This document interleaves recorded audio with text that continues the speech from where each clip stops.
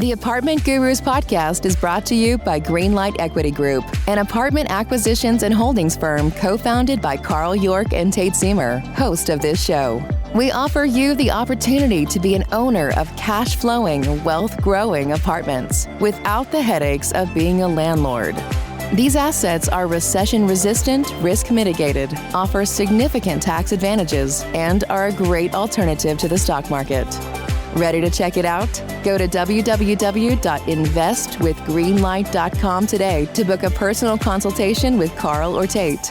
Again, that's investwithgreenlight.com. We look forward to meeting you. Welcome to The Apartment Gurus, where twice a week, host Tate Siemer brings you deep dive interviews with the wisest gurus in the apartment investing industry. These experts are sure to create game-changing value and inspiration designed to catapult your business to the next level. Be sure to reach out to Tate at www.investwithgreenlight.com for access to his investor portal and Calendly link. And now, here is Tate Siemer and the Apartment Gurus.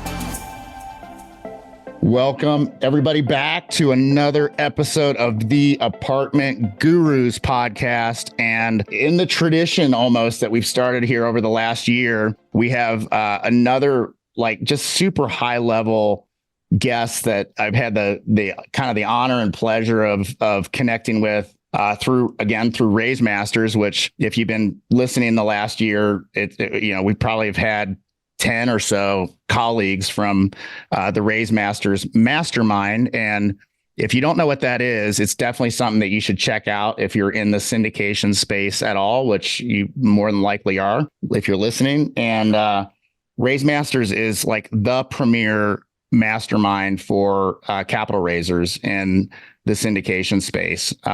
Lots and lots of multifamily folks, and trailer park, mobile home parks, and self-storage, like people raising capital for their own funds, and people raising capital for other people's deals, co-GP, and just picture a group of like 400 high-level capital raisers, a lot of which have raised tens or even hundreds of millions of dollars in their career in one group, in one Slack channel, in one, we have daily coaching calls with 5 different coaches in the space, some of which are household names and in the syndication space. And it's just been, I joined in January of this year, which is we're right at the end of 2023 as we're recording. It feels like longer just from getting to know you so well. Yeah, it does feel it's been great. As you know, Adam, I have my own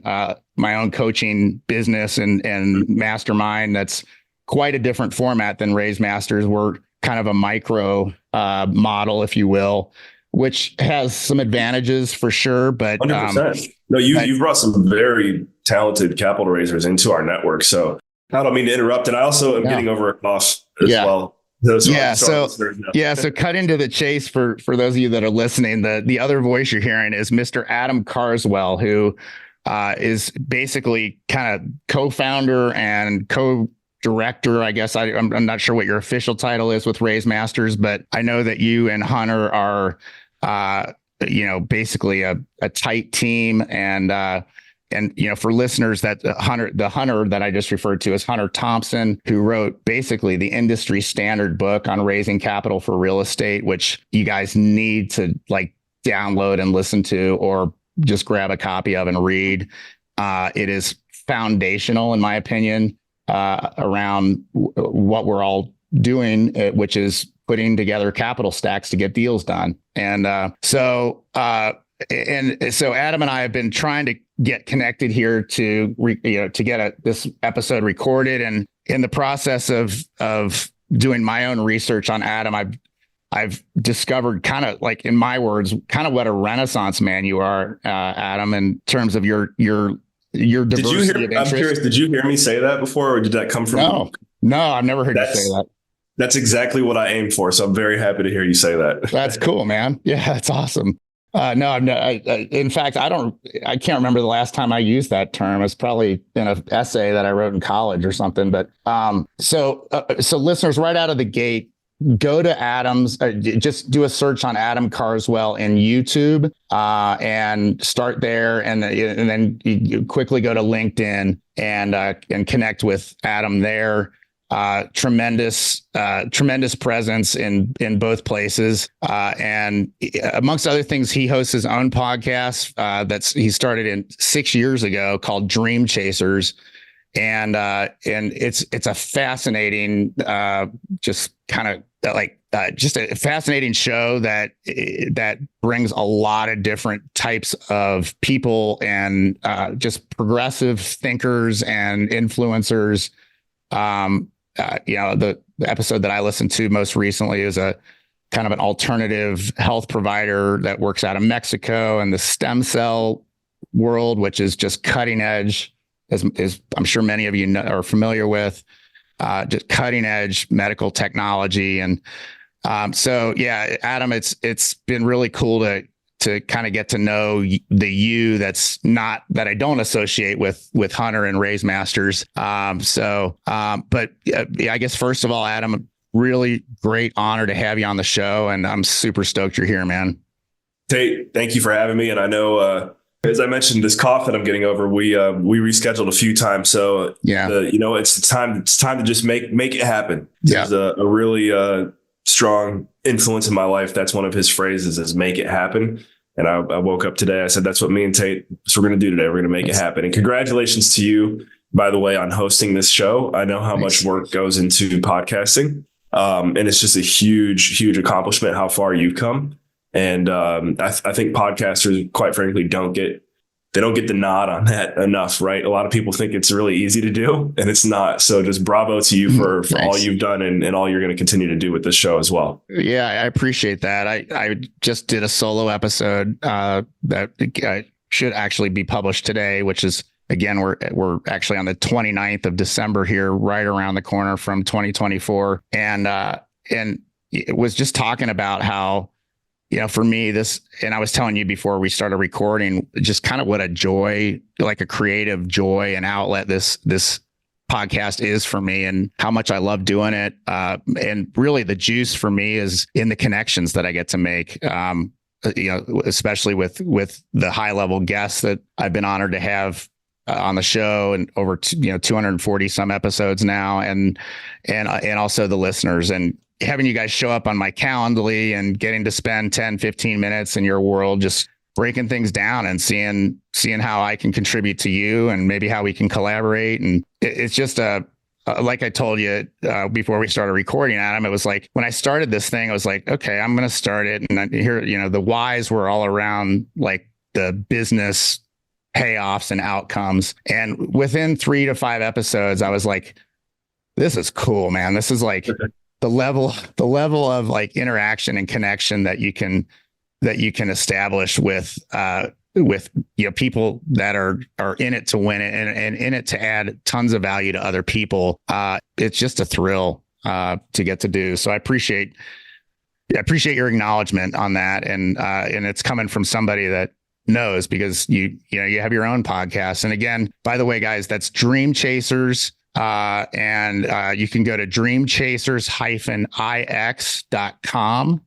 And that's kind of the homepage for the podcast, but you can join Adam's group there. You can actually get his book, which I think you're still working on, right? Like yeah, I've got a meeting with just call my editor today. And I don't know if have you written a book by chance? No, that's I imagine I will at some point here, but no, I haven't. It's taken a lot longer than I expected, but I think that's also kind of how it goes with the first one, from what I'm starting to see. I know some people have written multiple. Yeah, you just get that imposter syndrome on the first one. So yeah, do you mind sharing at least a little sneak preview of what the book is and what you're doing there, or do you just want to keep it coming out of the gate strong? And well, I think Hunter said it best. The mecca of marketing is curiosity. So definitely can't share too much, but and I also don't want to share too much just because I really don't know when it's going to be released yet. Cool. But I did have a moment. There was a moment in the writing process that wasn't too long ago, actually, and I talked about this briefly in my podcast, where we basically just scrapped the entire original script. Wow. So that was painful, but necessary. And it was something, it was coming from, the team that I'm working with. Like they've written, dozens of books. So like they know what works and what doesn't work. And they could tell I wasn't really feeling the direction it was going. And he's basically like, look, man, you got a decision to make here, because I can tell your heart's not in this the way it was when you first got started. Okay. And so we're kind of, we're basically looking at a new format and delivering a similar message. But I guess what I could say the message is, and I think typically from what I've seen with authors, you don't start this way. You kind of start granular. And then as you establish yourself in the industry, then you kind of write a more a generally appealing, like Hunter's first book is on raising capital for real estate. But if Hunter writes 5 books, the 5th book might be on like mindset or something like that, right? But the first one wasn't.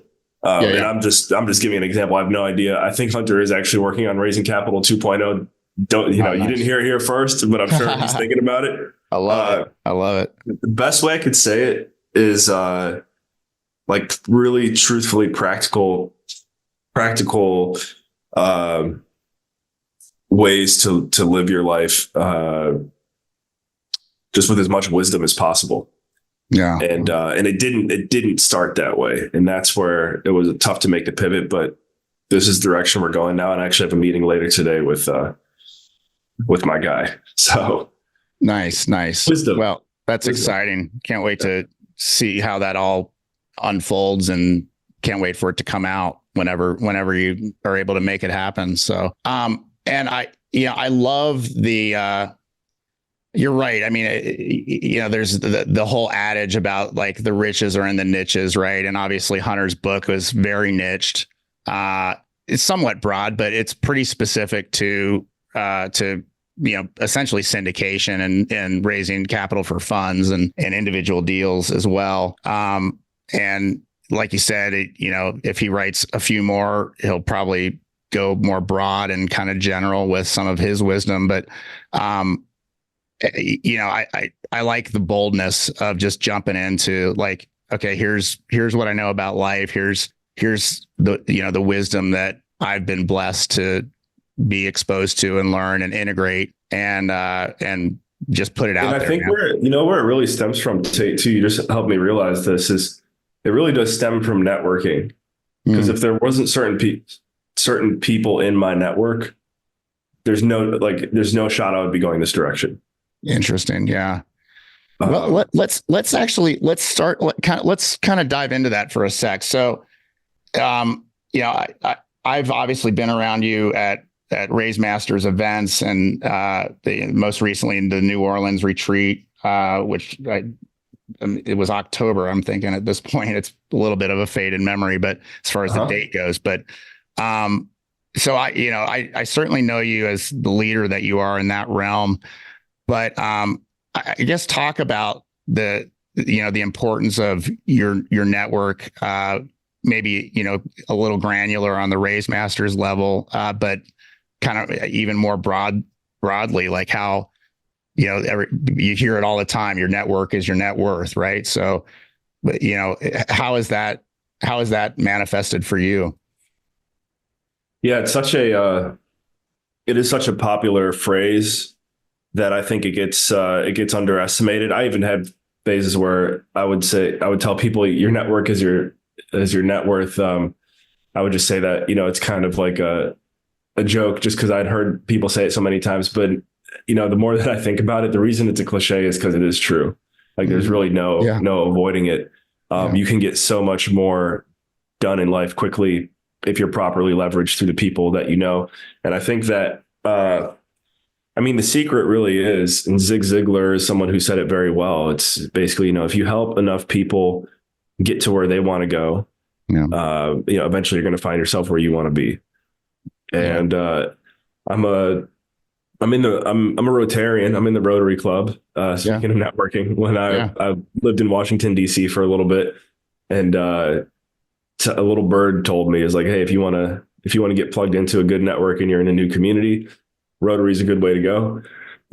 I didn't know I was going to be the youngest person in my group by like 30 years, but it was a good move. And one thing that I do like about Rotary in particular is their tagline is service above self.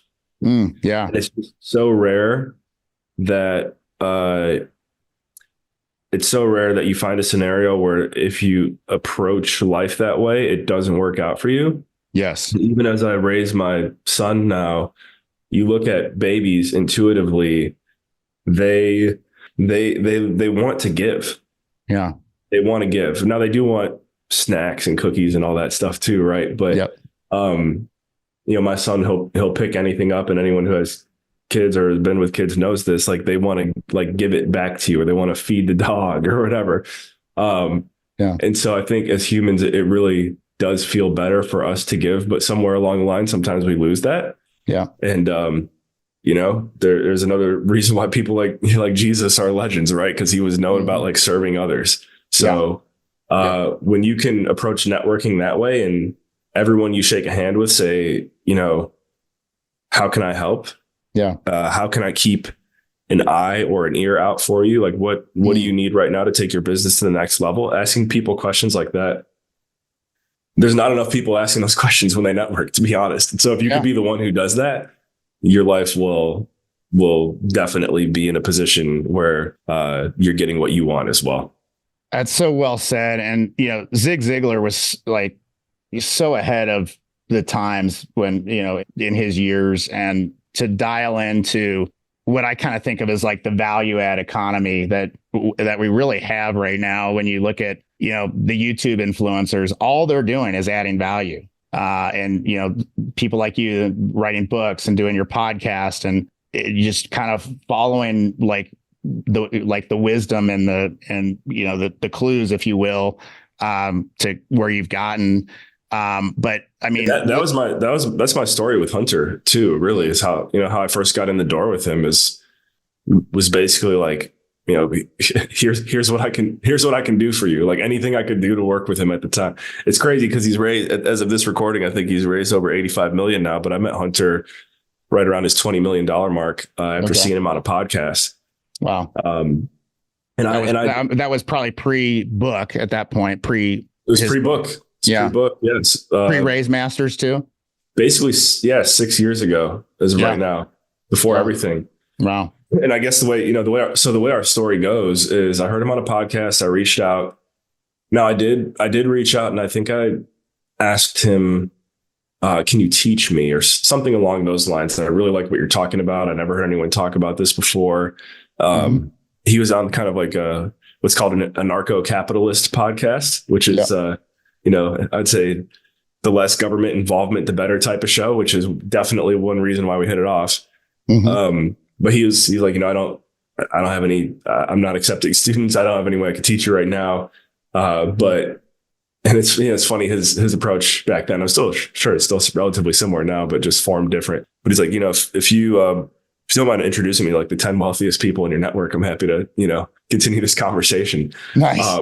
And so awesome. And it's crazy to think what my Rolodex looked like then compared to now, like the 10 wealthiest people I knew then and now. But one of them was my broker at the time. I was a Remax real estate agent in Northern Virginia. And he ended up having a call with Hunter. And he tells me when I walk in the office one day, he's like, hey, I talked to that Hunter guy you introduced me to. He's like, definitely keep hanging out with people like that. And that was my biggest mentor at the time, telling me to hang out with people like Hunter. And then I was like, wow, that says a lot. And so we kept in touch. And then Hunter actually reached out to me like a month and a half later. And he said, hey, I've actually been working on this program. If I launch it, would you be interested in being one of the first people to take it?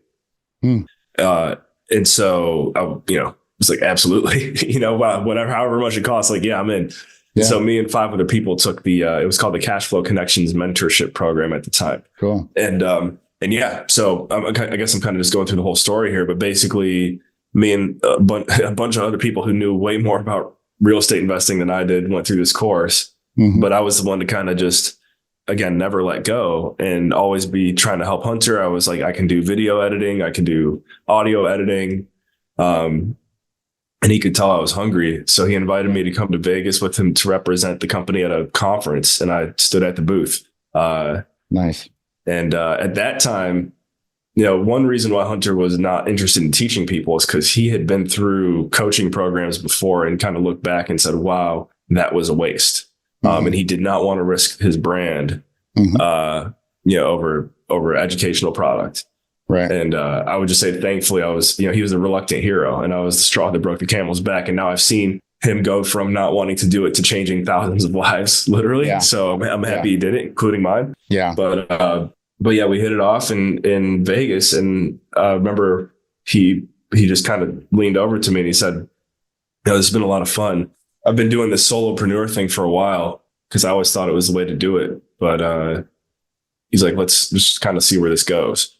And because it was true, it was him and a virtual assistant. Yeah. Wow. When I first about it.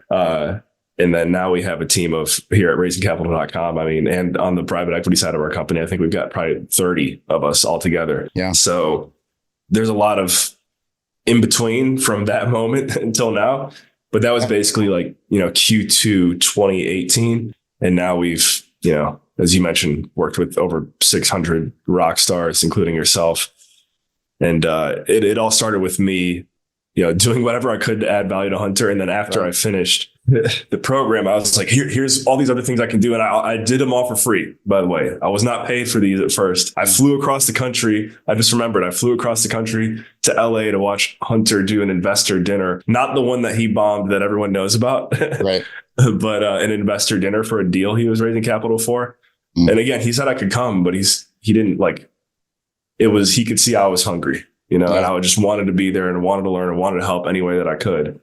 And looking back on it, I could say it's been pretty profitable for everybody involved. So I think you guys caught lightning in a bottle, man. I really do. I mean, I don't know of anything else like Raise Masters at all. Like really, whether it's capital or any other level of the business. I mean, there's some big masterminds out there, but the value that and this is definitely not an ad for Raise Masters. It's just kind of what's real for me. The value points and as far as the deliverables and the network. And I mean, the Slack channel alone is worth the price of admission as far as I'm concerned. And it's just so robust. I mean, again, for 350 to 450 people, depending on time of year and what's going on, that are just out doing big things, amongst other things, doing podcast tours and getting their brand out there. And, but like anymore, if I have a question that is somewhat related, like I should go check out, go take this to Raise Masters, I'll just do a search in the Slack channel and usually the answer is there, right? I don't even need to ask. Job description for an investor relations manager was the last one. And I kind of knew before I even did the search. I'm like, this is going to be in there somewhere because it's just a wealth of resources and connections and the way that you can connect with people and introduce yourself to the group as a whole, and then connect with people individually. And that's just the Slack channel. And you throw in daily coaching calls where you can really intimately connect with both the coach and the active participants, which a lot of those guys and gals are regulars on those coaching calls, and so you get to know people real well. And then I'll kind of finish with this, like the New Orleans. I've been to a lot of conferences in the last 4 years that I've been in the multifamily space, and probably 4 a year, like national level conferences. And of course, Raise Fest last year in January was one of them, and it was an awesome event. That's when I signed up for Raise Masters. But the New Orleans retreat, if you will, was so next level for me because those were basically all warm connections, like warm existing relationships, if you will.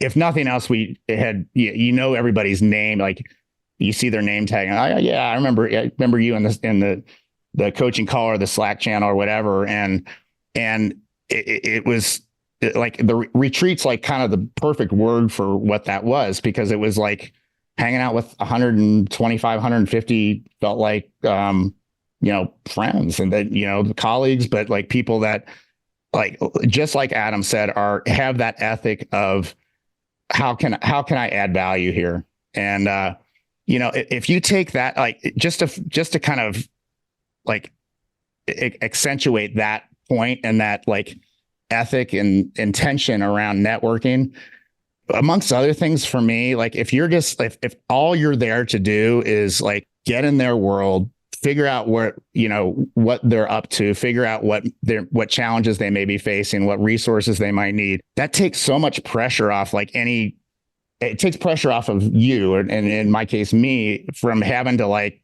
figure out how to promote what I'm doing and like almost sell myself and whatnot. And it of course it instantly engages the person that you're talking to and trying to add value to. So that is a secret sauce, in my opinion, that you hit on. Well, yeah, we do the retreat every fall. I don't know if it's going to be in New Orleans again this year. We'll probably try to switch it up a bit just to keep things fresh. But yeah, I completely agree. The retreats have been, man, I don't know what my favorite is though, because as you know, we got Race Fest coming up this year, which is going to be twice as big as last year. Yeah.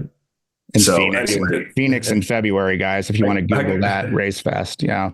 That's right. Racefest.com. Yeah. But I can tell you this from getting to know Hunter, he's the guy, he's that one guy who's been the one hosting and throwing parties since he was like 10 years old. So anything Raise Masters related is always going to be off the chain. And yeah, there's his wife, Chrissy, who's full-time mama now. There's a lot of her. Chrissy's an event planner. Yeah. So a lot of Chrissy's secret sauce is kind of sprinkled across everything we do as well. It's a great combination between the two. Yeah.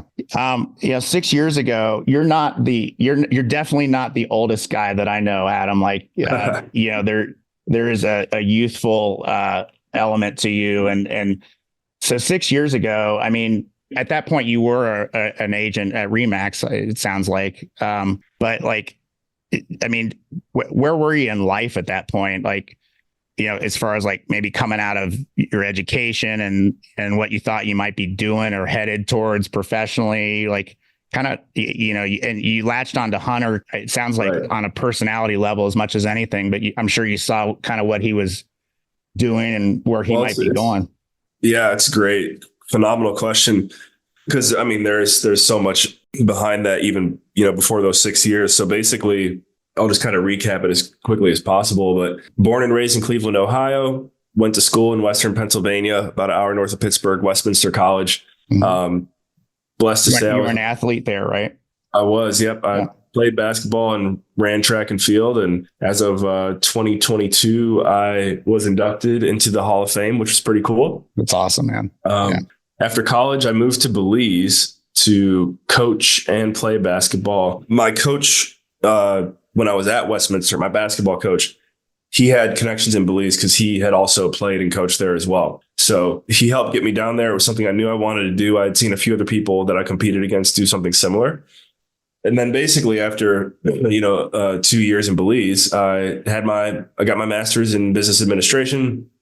I played semi-professional there. I also played at the university that I was at, which I know sounds weird, but like in Belize, there's no rules, right? It's Belize. So you had plenty of eligibility left in your career at that point. Right. Yeah. Belize, well, it's not NCAA, so there's no, 4 years or anything. It's like, as long as you go to school there, you can play. Nice. So, and then I had, really the reason I went there was because I thought my future was in coaching basketball, because I'd always had a blast doing it, even just like with kids camps when I was little. But I went down that rabbit hole far enough to realize like that I actually didn't really love basketball. I just liked it and I was good at it. And I always wanted to do it because my dad also was a pretty talented player as well. He is in the Hall of Fame at the university he went to too, which that was a cool moment just to kind of do what my dad did.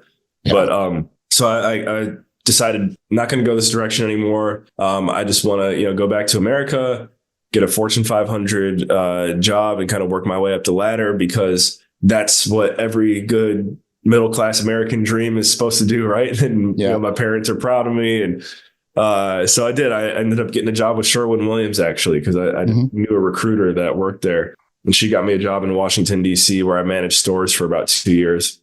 And then for the first time ever, someone recommended a book to me, but then I also started self-educating. After you finish school, the last thing you want to do typically, I feel like, is read a book because you've just been forced to read books for years. Yeah. So I read Rich Dad Poor Dad twice, like many of us, I'm sure. And I was like, wow, I'm kind of and thankfully at age 24, or 25, maybe I could see this. I'm like, I'm in a matrix, if you will. Yeah. And if I don't take this red pill now, I don't know when I will ever take it. So I knew I wanted to go into tech or to real estate, because those to me seem like the most guaranteed way to get rich if you're an entrepreneur. You just gotta be straightforward about it, right? So I'm like, all right, I'm gonna go into real estate because I read Rich Dad Poor Dad. I got my real estate license working with Remax Distinctive in McLean, Virginia, which was pretty cool because like they typically don't. I think Remax is also just known for not taking new agents, but one thing led to another through networking, and I ended up meeting the broker who was willing to kind of take a chance with me. And really, he just brought me under his wing, and just still a good friend today. But yeah, so that was like kind of my story and background before I found Hunter. And then basically what ends up happening when you quit working a job that you were, slaving away for 12 to 14 hours a day, you realize like, wow, I have a lot of time. And I think Adam at 26 had a lot of time, but then he didn't really know how to like properly structure it. So I did end up just hanging out on YouTube University a lot, which was good. But I also, there's always things that you're like, man, I could have like done this better. But one thing that came from plowing through YouTube videos that I would have never watched if I was working for Sherwin-Williams was finding Hunter, which was also just like, that's a whole another episode. Yeah. On like connecting the dots on YouTube on how I found him. But basically I'm like, man, this guy's he doesn't like the government as much as I do, and he's in commercial real estate. This sounds pretty cool. So that's how it all happened there. And then, I guess I didn't say this earlier, but after I went through that program, and I think I've been blessed to, maybe it's just how my parents raised me, I would say as well. But I've always been pretty receptive to coaching. And if I have a good coach, I'll always perform well. And Hunter is someone who was able to kind of zone in on, okay, so what is Adam good at? He's good at talking to people. It seems like he'd be pretty good at sales. And so he moved me into kind of like and still to this day, the lead salesperson of everything that we do. So I started selling the mentorship program that I went through. And by the way, that program that was great. It did very well. We ran that for a couple of years, and then we realized that it wasn't focused enough. It wasn't niche. It was kind of like, hey, here's how you start like a syndication business, and here's how you do due diligence and like all these other things. Right. Once he wrote the book on raising capital, I remember he gave me a call and he's like, we got to do this now. We got to do but he didn't say we have to do Raise Masters, but he's like, we need to focus on raising capital now because it's clear this is what the market needs, the market wants. And if we don't do it, someone else is going to do it. And that was, middle of COVID, fall 2020. And we launched Raise Masters. And a lot of that was because the book sales did so well. That was kind of the validation. It's like, all right, clearly there's some fire here. And so, we went from thinking maybe we'd have 10 members in Raise Masters in January 2021 to, I think we had 30. And then it was like 100 in like 6 months. It was just insane. The fire continues to burn. The growth from 10 to 100 is a little bit easier than I'd say 300 to 1,000. But either way, that's kind of the story there. And as you know, I'm pretty sure you and I spoke on the front end before you joined as well. And we did actually in Louisville. We did speak. I remember that. Yep, I remember it well. Yeah, and pulling the trigger on joining was just an absolute no-brainer. I remember, I actually at the time, for a number of reasons, I had to put it on a personal credit card, and I didn't even ask my partner, my business partner. I'm like, I'm doing this, and I'm going to make it pay off like sooner than later. And sure enough, we had a deal from the previous summer that we were in highest and best on and didn't win. And the broker, like 6 months, a long time after that highest and best, came back to us and was like, this is still available. And like, you guys should look at it again.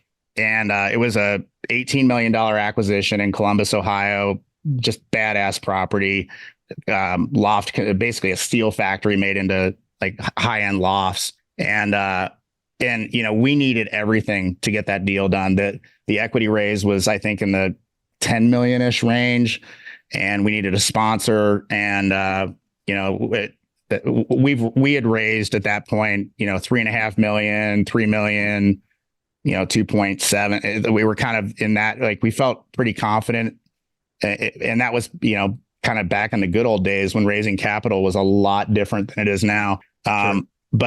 So anyway, I went, this was like 2 months after joining. I put the deal, or the nuts and bolts of the deal, up on the Slack channel, and one of the Raise Masters kind of fixtures, if you will, pointed me in the direction of a group out of Cincinnati that isn't affiliated with Raise Masters. And dude, they stepped in and joint ventured with us and did everything. Like, wow. just took, they self-funded the equity. Talking to you about funding this. Yeah. I didn't know this happened. So this is, I'm so happy to hear this right now. It was a huge win, dude. I mean, I'll just share this because it's real. We got a $200,000 acquisition fee and 30% of the joint venture. Wow. And literally, like, I mean, we did a lot of work to wrap it up and get it under contract. But pretty much from that, I mean, we were like, hey guys, we'll raise capital for this. Like, in fact, it's a good asset to put out to our investor base, and we feel like we can add some value on that. And they're like, yeah, we see why you guys would want to do that. But honestly, like, we got it, we're good. And let's just kind of keep it simple. And of course, it was the easiest and one of the best deals we've ever done. 100% Raise Masters. Wow. Produced. Like, it to me, it was just a massive success story. That's so cool. When was that? When did that happen? We closed on that this year. So early summer, I want to say, like maybe it was late June, early July that we closed. It was Jack Krupe was the referral. I don't mind dropping his name. He's been great to us and just a great guy. You guys, listeners, you should look him up too. He's well connected. Yep. Yeah. So, he got a little something out of it, and he was happy. Obviously it was a grand slam within 2-3 months of joining the group. We didn't close within 2-3 months, but we had the partnership in place, and that's an active partnership. We're looking for deals together. And, again, that was a 10X at least. Well, yeah, it was more than a 10X just on the acquisition fee of where we were at the time. So, I mean, the value there is just huge, and just kind of reiterate, and it was a network is your net worth thing for sure, dude. Just in the interest of time, we were talking before we started recording. I think you mentioned kind of your top 3 qualities of really good, effective capital raisers and syndicators. I can't let this opportunity go by without having you share that with me and the audience. Sure. Yeah. Happy to share this with you. And this is after, I mean, I don't know, we use the number 600. It might be even a little bit more than that by now, but the amount of capital raisers I've had the privilege of working with, talking to, just coming through our doors at Raise Masters. Yeah. The top 3 characteristics of successful capital raisers. And I guess my disclaimer here would be, don't get too excited, because what I'm going to share with you is probably some variation of things that we've already spoken about throughout the episode. Yeah. But it's always good to have these reminders. And I just see it happen every day, even just like internally within our business, for what sets things apart. Again, internally and externally. So number 1 is speed. And what does that mean? Speed, speed of execution. And the comparison I like to use here, and I got this one from my dad. And I've actually heard Hunter share this before on some of his shows. So the difference between a defensive back in the NFL and a defensive back in high school, or we'll even say in college, we'll use college. The difference between the two oftentimes isn't a whole lot of weight, height, and size. Maybe a little bit, because if you're in the NFL, I guess you're, a little bit more of a grown man. But the pure difference is speed. Mm-hmm. And that's basically at every level, not only in the NFL, but every sport, just from being an amateur to professional. Yeah. Is speed. It's what makes someone a professional. Speed of execution. There's a phrase, speed kills. It's because it's true. And so over and over and over and over and over again, and I'm sure you've you met a few people probably in Race Masters to Tate that, they buy the Peloton, they're going to do all these workouts, going to get in shape, but like they actually never did a workout in the first place. You have to buy the Peloton and use it, and when you use it, you're on there, this is just, a metaphor, but like you're looking like the guy in the ad because you're doing what it tells you to do. Yeah. So we have a blueprint here that works. And, if you're willing to hop in here and execute on the blueprint as quickly as possible, that's always where we see the fastest results. Mm-hmm. So speed, that really just goes for every vertical of life, really. But definitely within Raise Masters and raising capital. Number 2, network relentlessly. That's what we're going to say. We kind of talked about that already here. Yep. But getting to know as many people as you can and figuring out how you can serve them, it's money. We talked about some of the in-person events that we do. And I think this is just applicable to in-person events, regardless of industry. Let me see if I can stop coughing here. I feel for you, man. I appreciate you doing this with us today. And I know you're not. I was like, I'm going to do hopefully it'll be Michael Jordan, the flu game. Yeah. But you gotta, there's nothing like a face-to-face connection. Yeah. The fact that you and I have already met face-to-face before this interview, I think helps make it a better interview. You get, Hunter will say this too. It's not scalable to meet with every investor, every person you meet, every, fill in the blank face-to-face, but the more often you can put yourself in an environment where you really are connecting with people, one-to-one, whether it's on Zoom, whether it's on face-to-face, and figuring out how you can serve them. That's just, it's only going to help you go faster, which takes you back to that number 1, speed. Yeah. And then number 3, again, we've heard variations of this probably throughout our life, but it's always a refresher to hear it again. And you cannot quit. Mm-hmm. You have to be dedicated. Yeah. Like if this is what you want to do, so this is something that I guess it always comes down to the individual. But if you want to be an elite capital raiser, it's not going to be easy the whole time, plain and simple. Because if it was, everyone would be doing it, right? Right. It is a grind, especially right now. There's a lot of people. The swamp's getting drained out right now, and everyone knows. I think transaction volumes are down 80%. That says it all right there. Obviously, we know what's going on with interest rates. The ones who do not quit, especially now, and I would even argue the ones who are more vocal now, are the ones that are absolutely going to thrive a year, 2 years, once we get through this kind of replica of 2008 to 2011 that we're in right now. Yep. That's when the diamonds are made. So yeah. Well, speed, network relentlessly, refuse to quit. You guys already knew those, but there's your reminder. Those are the top 3 skills of an elite capital raiser.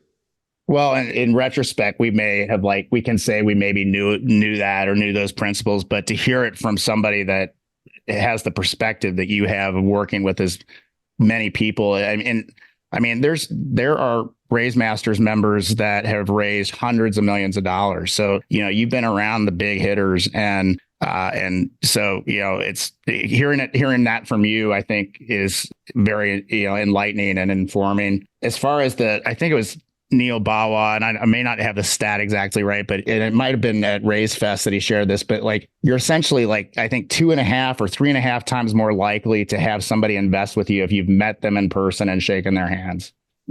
I believe he said that.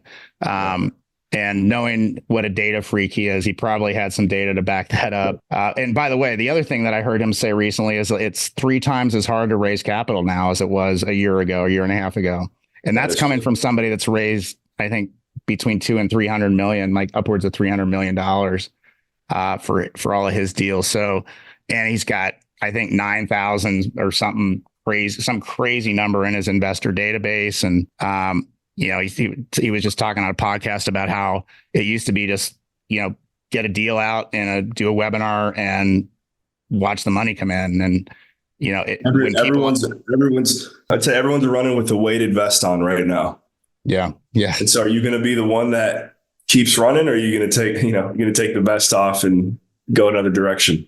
Yeah. And I mean, and which gets at you can't quit. Right. And I mean, this is obvious, but if you don't quit, you can't fail. You can have setbacks and, you know, stumbles and roadblocks and stuff. But if you just work as hard and as diligently as you can to get through that and even get better as a result of that, you literally cannot fail at this business.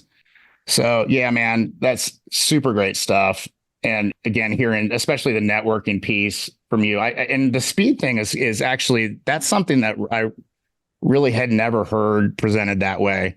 And you're right. I mean, the level up between, like, I mean, it's just one level between, at least in football, between college and the NFL. There's really no minor league, right? But the difference in just the speed of the game, and that's what all the rookies say, right, when they come into the league, is like, it's crazy faster than anything they've ever been a part of. And you know, this is like, I think people that minimize or kind of, you know, somehow cast some like a shadow on, like, you said, this is not easy work. And right now is really not easy work. And there's going to be setbacks, and there's going to be times that a lot of people would quit and go another direction and maybe go back to a W-2 or something like that. And yeah, that speed point is like I could see it. It's a differentiator for sure. So, dude, I hate this. We're right up against the hour, and I feel like we just kind of started scratching the surface on some of this stuff. I'm glad we did get directly into some capital raising conversation, but I mean, I knew coming into this interview with you today that, for me, just selfishly, just kind of wanted to just hear you talk and hear you share your perspective and your story and your background. There's a lot of stuff that you shared that I didn't know. You know, a lot of the Hunter story in particular. And you know, if nothing else, Adam, you know how to pick a horse, man. Thank you, Tate. I got one more for you to leave on. I've really taken my DJing and music production skills to the next level the last couple of years. I'm sure you probably saw that in the research. We talked about it today. Yeah. But I'd say look me up on Spotify. I've got I got 4 tracks signed right now that are coming out between now and March. And, you know, it's something I've always enjoyed doing since I was little. And I just had an epiphany, like probably within 6 months of my wife and I being married. And I realized, you know, if we have kids and I never take this serious, and I'm like, I get to be 50 and I never did it, I'm going to be pretty mad at myself. Yeah. So I went through a training program to get better at it, which also helped me from a networking perspective to get in touch with the right people, to go faster than maybe your typical DJ who's, you know, washing dishes and taking every gig he can get. Yeah. But yeah, I got some really cool, talented, awesome people around me helping me make music now. And I think this is going to be a really fun year for that as well. So if you guys like electronic music, that's what I make. Yeah. And it's General Moses, and I'm sure you'll drop a link somewhere in the show notes. Yeah. Yeah. So General Moses on Spotify, guys. And again, the podcast is Dream Chasers. You can find that on, I'm sure, all the platforms, right, Adam? That's correct. Yep. Yeah. And everyone. Like, I mean, if nothing else, you guys really should just do a search on Dream Chasers podcast and just read the list of episode titles. And I think you'll be instantly like fascinated with the kind of the breadth of Adam's interests, and like just the word wisdom comes to mind too. Just, you know, and I've got a number of years on you, Adam, and I have been impressed and it can just continue to be more impressed with the sense of wisdom that you bring and leadership, you know, and it's remarkable. But thank you. So Yeah, I mean, I'm almost tempted to read some of these episode titles, but I'll let you guys do the search and discover it for yourself. So again, Adam Carswell, guys, Carswell. Find him on LinkedIn, find him on Spotify, definitely find him on YouTube. Do a search on Dream Chasers podcast. The website there is dreamchasers-ix.com. Direct to his website. You can get in touch with him there. You can join his group, his network, and when the book comes out, you'll hear about it there first, I'm sure. So, dude, thank you so much. I know this wasn't easy for you today. I know you're not feeling ideal today and haven't been for a while, but I'm so glad you were willing to dig in and share so generously with me and with listeners here, Adam. My pleasure, Tate. My pleasure. Like I said, you got to, of course, I cough. Yeah. Make it happen. That's what we did. Yeah. Yeah. I mean, it's not that complicated, right? Speed, networking, and of course, I put myself on the spot there. The last one was no quitting. No quitting. Yeah. I mean, it's pretty basic, not rocket science, but that doesn't mean it's easy. So thank you, Adam. Can't wait to see you again in person here in February. And sweet. Phoenix. Yeah, I didn't want to jinx it. I didn't know if you got your ticket yet. So awesome. I've got it. I'm there. Yep.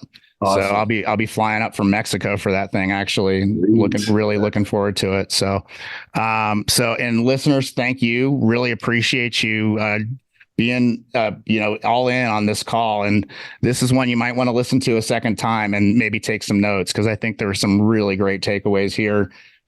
Please reach out to Adam, connect with him on any of those three platforms that I mentioned. And of course, I'm here for you guys always, and love when you reach out to me. Investwithgreenlight.com is probably your best bet in terms of reaching me directly. So with that, Adam, thanks again. Listeners, thank you again.